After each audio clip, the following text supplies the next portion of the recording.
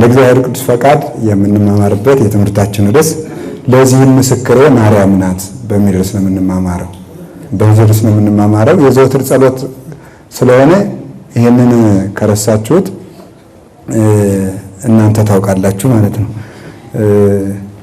በዚህ ርዕስ እንማማራለን። መጽሐፍ ቅዱሳዊ ጥቅስ ብትሰጠን ለምትሉት መስጠቱን እንሰጣችኋለሁ። ግን ለሚያምን ሰው ጥቅስ አይጠቀስም፣ የምታውቁት ማለት ነው። ክርስትና ቁጥር ሳይሆን ሕይወት ነው፣ በሕይወት የሚኖር ነው። ሁላችሁም እንደምታውቁት ሊቃውንቱም ደጋግመው እንዳስረዱን መጽሐፍት የተጻፉበት ምክንያት ሰው መጽሐፍ መሆን ስላቃተው ነው አይደል? ሰው መጽሐፍ መሆኑ ሲቀር ከዛ በኋላ መጽሐፍት መጻፍ ጀመሩ ይላል ቅዱስ ዮሐንስ አፈወርቅ። የሰው መጽሐፈ ሐዊ ምዕራፍ 2 ወይም ባህል ዳግማዊ ላይ እናገኘዋለን። መጽሐፍት በቀለም ይጻፋሉ፣ የሰው ልብ በእግዚአብሔር እጅ ይጻፋል። ቃሉ ቃል ነው፣ እንደ ሰሌዳ፣ እንደ ወረቀት፣ እንደ ብራና የሰው ልብ ነው። እንደ ጸሐፊ እንደ እጅ ስልጣነ መንፈስ ቅዱስ ነው። ስለዚህ እስከ ሙሴ ድረስ መጽሐፍት ያልተጻፉት ሰዎች ራሳቸው መጽሐፍ ስለነበሩ ነው ማለት ነው። ከዚያ በኋላ ግን ሰዎች ኃጢአት እየሰሩ የእግዚአብሔር ረድኤት በልቡናቸው እንዳያድር በእናንተ አድሮ ያለውን መንፈስ ቅዱስ አታስመርሩት ብሎ ቅዱስ ጳውሎስ እንደተናገረ ሰው ኃጢአት በሰራ ጊዜ እግዚአብሔር በእሱ ላይ እንዳያድር እሱ ራሱ ከልካይ ግድግዳ አጥር ቅጥር ሆኖ ይከለክለዋል። እግዚአብሔር በእኛ ስራ እንዳይሰራ ለዚህ ነው አንኳኩ ይከፈትላችኋል ሲባል የምናንኳኳው ምንን ነው ብለው ሊቃውንቱ ሲተረጉሙት የምናንኳኳው ልባችን ነው የሚሉት። ሌላ አይደለም። የምናንኳኳው አንኳኩ ይከፈትላችኋል ማለት እኔ እንድገባ ልባችሁን ክፈቱት ነው። እግዚአብሔር በውጭ አስገድዶ ስለማያድን በውጭ ሆኖ ቆሞ የእኛን ፈቃድ እየሻ ይፈልጋል እና ሰው እግዚአብሔር በረድኤት በልቡ እንዳያድርበት በሆነ ጊዜ በልቡ ይጻፍ የነበረውን የእግዚአብሔር ሕግ ከሰሌዳ ከእንጨት ከወረቀት ከብራና መፈለግ ጀመረ። ቀድሞ ከልቡና ይመነጭለት የነበረውን ቃል እግዚአብሔር ዛሬ ግን ለማጥናት በጻይርና በድካም የሚወጣ የሚወርድ ሆነ። ለማጥናትም ጠማማ ቀለም በገጠመው ጊዜ 12 ጊዜ ተመላልሰህ አጥናው። ጠማማ ቀለም ሲገጥም አልጠና ሲል ስንት ጊዜ ነው የሚጠናው? በሐዋርያት ሃይማኖት፣ በሐዋርያት ክህነት፣ በሐዋርያት ሃይማኖት፣ በሐዋርያት ክህነት፣ በሐዋርያት መስዋዕት ጸንተህ አጥናው ለማለት ነው እንጂ 12 ጊዜ ለምን 15 ሳይሆን ካልያዝ ነው 100 ጊዜ ልናጠናው እንችላለን። ቁጥሩ የሚያመለክተው በቅዱሳን ሐዋርያት ስም የሚተረጎም ትምህርት ሁሉ ለድነት ያበቃል። እስራኤል ከዮርዳኖስን ሲሻገሩ 12 ድንጋይ ተሸክመው የተሻገሩበት ምክንያት እሱ ነው። ዋናው መሰረታዊ ትምህርት ክህነትም፣ ሃይማኖትም፣ ስርዓትም፣ ድነትም፣ መስዋዕትም በሐዋርያት ሰንሰለት የመጣ እንደሆነ ለድነት ያበቃል ማለት ነው። ይሄንን ካልን ስለዚህ መጽሐፍ ቁጥር መጽሐፍ የተጀመሩ ሲጀመር ለመጽሐፍ ቅዱስ ቁጥር የሰጡት አሞኒዮስና ኦሳቢዮስ ናቸው። ሐዋርያት ዝም ብለው ጽፈው ነው ያመጡት እንጂ ቁጥር፣ ምዕራፍ፣ ህዳግ አልጻፉም። አብይ ቁጥር፣ ንዑስ ቁጥር አልጻፉም። እነሱ ሐዋርያት እንደ ዘላን ናቸው። ዘላን ታውቃላችሁ፣ ከብትና በግ የሚያረባ ነው አይደል? ነርቶ አምጥቶ ያስረክባል እንጂ አርዶ አይሰጥም። ስለዚህ ሐዋርያት ከክርስቶስ የተረከቡትን በግ ነው። ጥቅስ ማለት በግ ነው። በጉን አምጥተው አስረከቡ። ከዛ በግ አራጁ ደግሞ ፈትቶ ቆዳውን ገፎ ብልቱን በስልት አውጥቶ ለምግብ እንዲገባ አድርገው ያቀረቡት ቅዱሳን ሊቃውንት ናቸው። ሰው ማወቅ የሚገባ አንድ ነገር ቢኖር ያለ መጽሐፍ ቅዱስ ቤተክርስቲያን ልክ አትሆንም እንደምንለው ሁሉ መጽሐፍ ቅዱስም ያለ ቤተክርስቲያን ልክ እንደማይሆን ማወቅ አለበት። ያለ ቤተክርስቲያን መጽሐፍ ቅዱስ ልክ አይደለችም፣ መጽሐፍ ቅዱስ ልክ አይደለም፣ ያለ መጽሐፍ ቅዱስም ቤተክርስቲያን ልክ አይደለችም ማለት ነው። መጽሐፍ ቅዱስ ትክክል መሆኑን ያወቅነው ትክክል የሆነች ቤተክርስቲያን ስላለች ብቻ ነው እንጂማ የፈላስፎችን ሁሉ መጽሐፍ አብረን እየጠረስን መጽሐፍ ቅዱስ እንለው ነበር። እንዳንለው እኮ ጠበቃ ቁማ ጠብቃ የሰጠችን ቤተክርስቲያን ናት። አወራርደው ጥርስ ለሌለው ወተት አድርገው ጥርስ ላወጣ አጥንቱን የሰጡት ቅዱሳን ሊቃውንት ናቸው። ያለ እነዚህ መኖር አይቻልምና ኦርቶዶክሳዊት ቤተክርስቲያን ምን ጊዜ መጽሐፍ ቅዱስን ሕይወት ላይ ስለምታስነብበው ቁጥርና መጽሐፍ ምዕራፍ ላይ ጠቀስ ይችላል ነው። ግን ፈርቻ አይደለም እጠቅስላችኋለሁ። ለዚህ ምስክሬ ማናት ነው? ማርያም ናት። እንግዲህ ይሄንን አጠር አድርገን ለማየት ያክል የምንወስደው ትንቢተ ኢሳይያስ ምዕራፍ 7 ቁጥር 14 ነው መነሻ የምናደርገው ማለት ነው። እግዚአብሔር ራሱ ምን ይሰጣቸዋል ነው? ምልክት ይሰጣቸዋል። ያ ምልክት ነው ምስክር ያልነው ማለት ነው። ምልክት ማለት ተአምር ማለት ነው። ተአምር ማለት ምስክር ማለት ነው። ተአምር ማለት ምልክት ማለት ነው። ምልክት ማለት ምስክር ማለት ነው። ስለዚህ እግዚአብሔር ምልክት ይሰጣቸዋል። እግዚአብሔር ምልክት ይሰጣቸዋል። የምን ምልክት? የድነት ምልክት፣ የሃይማኖት ምልክት። የሃይማኖት ምልክትና የመዳን ምልክት የሚሆን ምልክት እግዚአብሔር ይሰጣቸዋል ነው። ስለዚህ አሁን አንድ ሰው ለመዳን እግዚአብሔር የሰጠውን ምልክት ካልያዘ በቀር ሊድን አይችልም። እግዚአብሔር የሰጠውን ምልክት ይዞ ካልዳነ ማን የሰጠውን ምልክት ቢይዝ ሊድን ይችላል? ዲያብሎስ የሰጠውን፣ ፈላስፎች የሰጡትን፣ ዓለም የሰጠችውን ወይም ስጋዊ ደማዊ ሰው የሰጠውን፣ ስጋዊ ደማዊ መምህር የሰጠው እንዲያ ደግሞ ሊሆን አይችልም። ቅዱስ አትናቴዎስ ምን ይላል? ወዳጄ ሆይ ከሁሉ አስቀድመህ በጸናች ሃይማኖት ትጸና ዘንድ ጽና፣ በርታ፣ መጽናት እንዳለብህ እወቅ። ከነገር ሁሉ አስቀድመህ የቀናች ሃይማኖት ማወቅህን አስተውል። ይህንን የቀናች ሃይማኖት ደግሞ ይህን የቀና ሃይማኖት የጸና ሃይማኖት ከስጋዊ ከደማዊ መምህር አትማር። እንዴት ትለኝ እንደሆነ ባለቤቱ ቅዱስ ጴጥሮስን ያደነቀው ከስጋና ከደም ባለማምጣቱ ነውና ብሎ ይነገራል። ስምዖን ሆይ አንተ ብፁዕ ነህ ብሎ ያመሰግነው ከስጋ ከደም ያገኘውን ሁሉ በማምጣቱ ሳይሆን ከስጋና ከደም ባለማግኘቱ ነው። ብፁዕ ልትሰኝ ብትሻ፣ ብፁዕ ልትሆን ብትወድ ከስጋዊ ደማዊ መምህርን ሽሽ፣ ተወው ነው። መንፈስ የሆነው እግዚአብሔር ለመንፈሳውያን ይገለጣልና በመንፈስ እዝን ብለህ በመንፈሳውያን ተቃኝተህ መንፈስ የሆነውን እግዚአብሔር ስማ። ለዚህ ነው እኮ ቅዱሳን ሊቃውንት እነ ቅዱስ ጎርጎርዮስም እነ ዮሐንስ ወንጌላዊ ነባቤ መለኮት እንላቸው። ነባቤ መለኮት ማለት መለኮትን የሚሰብኩ በመለኮት የሚሰብኩ ማለት ነው። በመለኮት ተቃኝተው የሚሰብኩ። ሰው ስሜት ቃኝቶት ይሰብካል፣ ነገር ቃኝቶት ይሰብካል፣ ቅናት ቃኝቶትም ይሰብካል። ቅዱስ ጳውሎስ ታስሮ ሳለ ብዙ ሰባኪ ተነስቶ ነበር እና ቅዱስ ጳውሎስ ይንደደው ብለው የሚሰብኩም አሉ ይላል። ጳውሎስ ይንደደው ብለው የሚሰብኩም አሉ፣ በጳውሎስ መከራ እናጽናበት ብለው የሚሰብኩም አሉ ማለት ተመልከቱ። ይሄ ዛሬም እሱ ያስተማራቸው ሰዎች ስብከት እየሰበኩ ነው ተብሎ በጳውሎስ ላይ እስራት እንዲጨመርበት የሚሰብኩም አሉ። በዚህም ብሎ የምሻው ክርስቶስ መሰበኩን ነው ብሎ ተናግሯል ማለት ነው። ቅናት ቃኝቷቸው የሚሰብኩም አሉ፣ ነገር ቃኝቷቸው፣ ዘር ቃኝቷቸው፣ ፖለቲካ ቃኝቷቸው፣ ጥቅም ቃኝቷቸው፣ ክብር ቃኝቷቸው፣ ገንዘብ ቃኝቷቸው ይሰብካሉ። ግን በድህንፃ መለኮት ተቃኝተው የሚሰብኩ በድህንፃ መንፈስ። ለዚህ ነው አባዬ ዘጋስጫ አንቺ እመቤታችን በመንፈሳዊ ድህንፃ ማለት የመሰንቆ መምቻ ማለት ነው። የመሰንቆ መምቻ ያን መሰንቆውን ተመልከቱ። መሰንቆው ሲመታ መቃኛው ሲመታ ድምፅ እንዲያወጣ በመንፈሳዊ ድህንፃ እኔንም ቃኝተሽ ልልውን ወአስተንፍሲ ውስተ አፌ ረድኤት መንፈሳዊን አሳድሪብኝ ይልና የልጅሽ ምንዚራ ለመሆን አብጪኝ ብሎ ይነገራል። በመንፈስ ቅዱስ የተቃኘ እንደሆነ ነው እንዲያ ሆኖ የእግዚአብሔር እንዚራ ለመሆን የሚበቃው እና ነቢያት ሐዋርያት በጻፉት መሰረት እግዚአብሔር የሰጠንን ምልክት ከመያዝ በቀር ዲያብሎስ የሰጠንን ምልክት ልንይዝ አንችልምና ድንግል ማርያምን በነገራችን ሁሉ መሃል የምንይዛት ለዚያ ነው። እግዚአብሔር ምልክት አድርጎ ስለሰጠን ያቺ ምልክት ድንግል ማርያም መሆኗን ለማስረዳት ወናው ድንግል ትጸንስ ወተወልድ ወልደ፣ እነሆ ይህች ምልክት ማናት ስንል እዛው ዝቅ ብሎ እነሆ ድንግል በድንግልና ትጸንሳለች ስሙንም አማኑኤል ትለዋለች ብሎ ይነገራል። ስለ ቃሉ እግዚአብሔር ስሙ የተመሰገነ ይሁን። እንደዚህ ካልን ድንግል ማርያም ማን የሰጠን ምልክት ናት? አንዳንድ ጊዜ ልንገራችሁ፣ እግዚአብሔር ይህንን ወረቀት ተሸከሙ ቢላችሁና አትሸከሙ የሚል ሰው ቢመጣ ምን ብላችሁ ተመልሳላችሁ?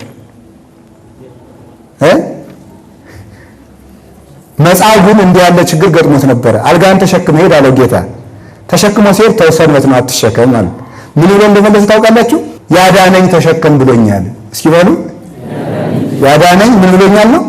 ተሸከም ብሎኛል። አልጸናበትም። ችግሩ ግን ይሄ ነው። አልጸናበትም እንጂ መልሳችን ክርስቶስ የሰጠንን ሊያስጥሉን የሚፈልጉ ካለ መልሳችን ያዳነኝ ተሸከም ብሎኛል። ደግማችሁ በሉ ያዳነን ማን ነው?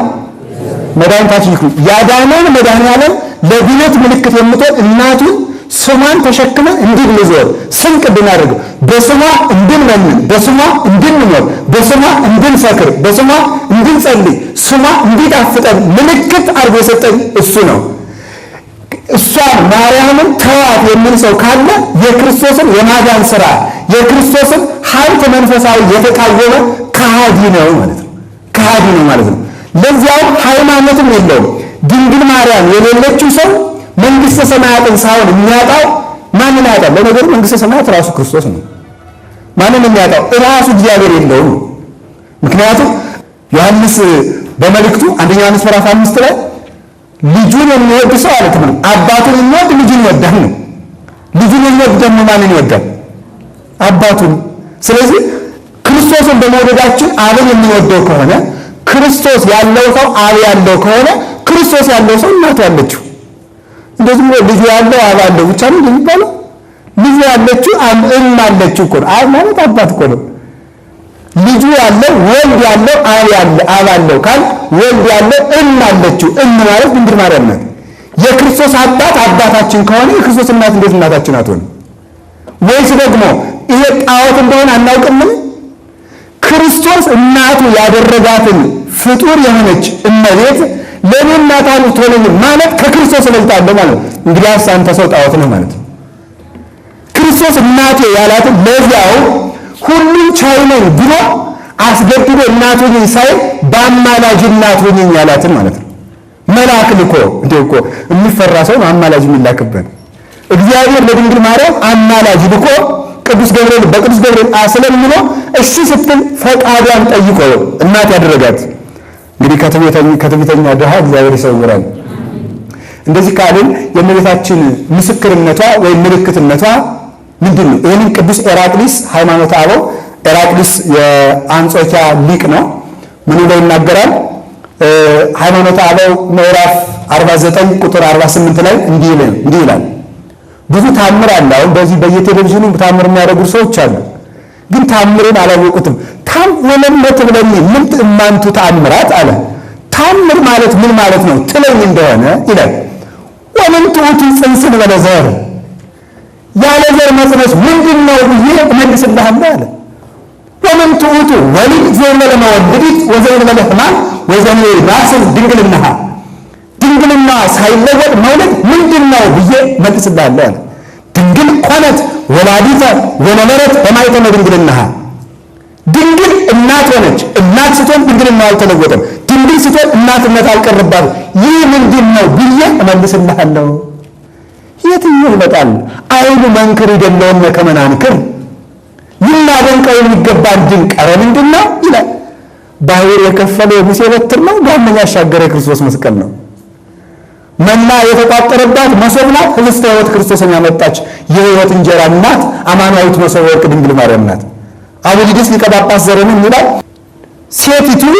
ሴቲቱ አካላዊ ቃል በወለደች ጊዜ በር ነው ነበረው ዓለም ሕይወት ይዛለት መጣች ይላል። ሕይወትን የወለደች ከነዓን አግብታ የምትቆም ጎሞርን የምትሸከም መስፈርተ መና የምትሆን መሶብ ናት ድንቅ የምትባለው። አንተ አይሁዳዊ ስማኝ እስኪ ይላል። ጎሞር እግዚአብሔር መና ከሰማይ ደመና ወርዶ አብልቶን ነበር ብለህ ለዚያ ምልክት የምታደርጋት ጎሞር ሙሉ መና ተሰፍሮ የሚቀመጥባት ዘጸአት 16:17 የተቀመጠችው መሶብ ትሻላለች ወይስ የሕይወት እንጀራ ክርስቶስን ያመጣችው መሶብ ትሻላለች ወይ? ስለዚህ ለአማኝ ታምር ማለት ምን ማለት ነው ሲባል ታምር ማለት ድንግል ማርያም ናት። እስኪ በሉ ታምር ማለት ማን ናት? በነቢያትም መጽሐፍ በሐዋርያትም መጽሐፍ የዚህ ሁሉ የመጻሕፍት የመጨረሻቸው ታምር ቅድስት ድንግል ማርያም ናት። ሰው ለማመን ምልክት እፈልጋለሁ የሚል ካለ በቡጢ ደብድበን በኩርኩም መተን ሰይጣን ልናወጣለት አንችልም። እንዳምን ታምር አድርግልኝ የሚል ካለ እንድታምን ከፈለግ ታምር ድንግል ማርያምን እናሳያለን።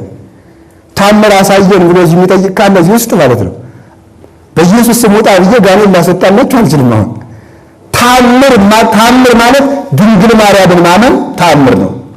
የአምላክ መወለድ ታምር ነው። በድንግልና እንዲያውም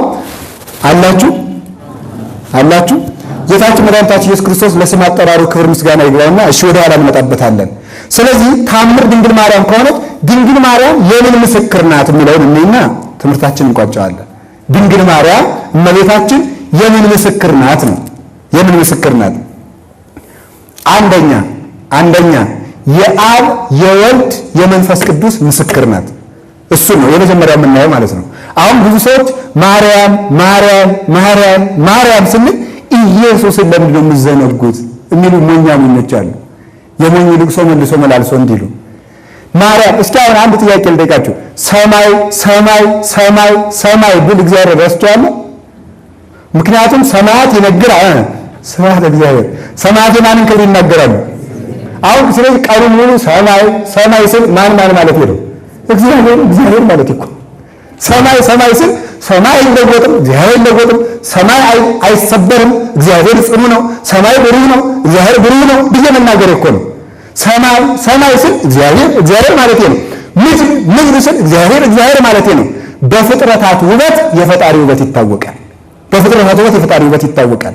ምክንያቱም እሱ ትንቢተ ኢሳይያስ ምዕራፍ 43 ላይ እንደነገረ ሁሉንም ወለዝንቱ ሁሉ ፈጠርኩቦሙ ለክብሬ፣ ሁሉንም ለክብሬ ፈጥሬዋለሁ ብሎ ተናግሯል።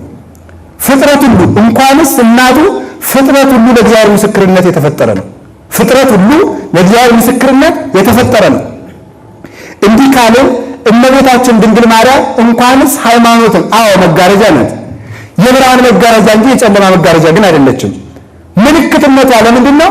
አብን የአብ የወልድ የመንፈስ ቅዱስ ምልክት ናት። አንደኛ እንዴት የአብ ምልክት ትሆናለች? እንዴት ያው የኩሉ መልክዓ ለእግዝእትነ ማርያም መልክዓ አምላክ። የእመቤታችን መልኳ የማንን መልክ ይመስላል? ስለዚህ የአብን መልክ ይመስላል፣ የወልድን መልክ ይመስላል፣ የመንፈስ ቅዱስን መልክ ይመስላል። የአብን መልክ እንዴት ነው የምትመስለው? አብ ያለ አባት ወለደ፣ ያለ እናት ወለደ። ድንግል ማርያምስ ንገሩ እንጂ ያለ አባት ወለደችው እንጂ ለአብ ምልክቱን አይቆመች ነው ማለት። አብ ያለ እናት መውለዱን መረዳት የሚችለው ድንግል ማርያም ያለ አባት መውለዷን ያመነ ሰው ነው። ግን የድንግል ማርያምን ምልክትነት ያላዘ ቀዳማዊ ልደቱ አይገባውም። የቀዳማዊ ልደቱ አለመመርመሩን የምናውቀው ዳህራዊ ልደቱን አለመመርመሩን አይተን ነው። አብ እንዴት እንደወለደ የማናውቅ ብቻ አይደለንም፣ ድንግል ማርያም እንዴት እንደወለደችው የማናውቅ መሆናችን ነው እንጂ የሚደንቀው። አባ ጊዮርጊስ ዘጋስጫ እንዲህ ይላል መጽሐፈ ምስጢር ላይ ለቀዳማዊ ልደቱ አመስጠሮ ወለዳህራዊ ልደቱ አመንከሮ ይላል።